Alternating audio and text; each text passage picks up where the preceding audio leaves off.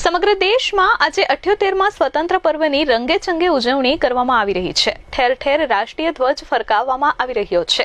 ત્યારે સુરત જિલ્લા કક્ષાનો કાર્યક્રમ બારડોલીના તાજપોર ખાતે યોજાયો હતો, જ્યાં નાણામંત્રી કનુ દેસાઈએ આન બાન અને શાનથી રાષ્ટ્રધ્વજ ફરકાવી સલામી આપી હતી અને સૌ દેશવાસીઓને સ્વતંત્રતા પર્વની શુભકામનાઓ પાઠવી હતી। આયોજિત આ કાર્યક્રમમાં સુરત જિલ્લા કલેક્ટર સૌરભ પારધી, સુરત જિલ્લા પોલીસ વડા હિતેશ જોઈસર સહિતના અધિકારીઓ, આગેવાનો અને સ્થાનિકો હાજર રહ્યા હતા।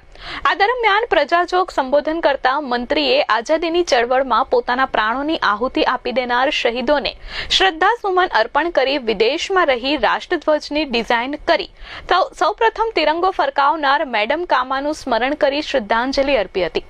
આ સાથે મોદી સરકારમાં થયેલા વિકાસની વાતો મંત્રીજીએ પોતાની વાણીમાં વણી હતી। આ સાથે રમતગમત ક્ષેત્રમાં રોહન એમ ચાસિયા, જેઓ જન્મથી જ બંને પગે 90% દિવ્યાંગ છે, સ્વિમિંગ માટે નેશનલ ગોલ્ડ મેડલ તથા સરદાર પટેલ એવોર્ડ મળેલો છે, તેમજ વર્ષ 2016-17માં ગુજરાત સરકાર દ્વારા ખેલ પ્રતિભા પુરસ્કાર પણ એનાયત કરવામાં આવ્યો છે।